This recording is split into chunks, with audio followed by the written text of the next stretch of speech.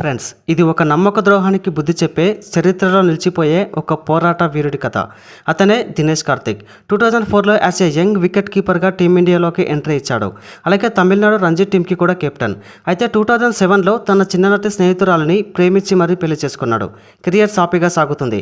కానీ ప్రేమించి పెళ్లి చేసుకున్న భార్య, ప్రాణానికి ప్రాణమిచ్చే ఫ్రెండ్ ఇద్దరు కలిసి చేసిన మోసానికి తట్టుకోలేక బంధుకు బానిస అయ్యాడు. క్రికెట్పై ఫోకస్ పోయింది. టీమిండియా నుంచి తప్పించారు. రంజీ కెప్టెన్సీ నుంచి కూడా తీసేశారు. సో డిప్రెషన్లోకి వెళ్ళిపోయాడు. ఫామ్ లేక ఐపీఎల్ ప్లేయింగ్ లెవెన్లో కూడా చోటు కోల్పోయాడు.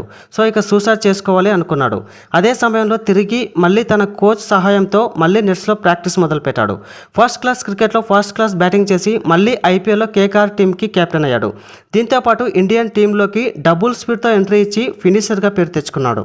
సో మళ్ళీ ఇప్పుడు 38 ఏళ్ల వయసులో కూడా T20 వరల్డ్ కప్కి సెలెక్ట్ చేయాలని ఎంతోమంది మాజీ ప్లేయర్లు సజెస్ట్ చేస్తున్నారు. సో నమ్మక ద్రోహాన్ని తట్టుకొని బాధను దిగమింగి నువ్వు సాధించిన రికార్డులు అండ్ నీ కంబ్యాక్ స్టోరీ ఎంతోమంది యూత్ని ఇన్స్పైర్ చేస్తుంది. So Dinesh Karthik comeback story మీకు నచ్చితే ఎస్ అని కామెంట్ చేయండి. Thank you.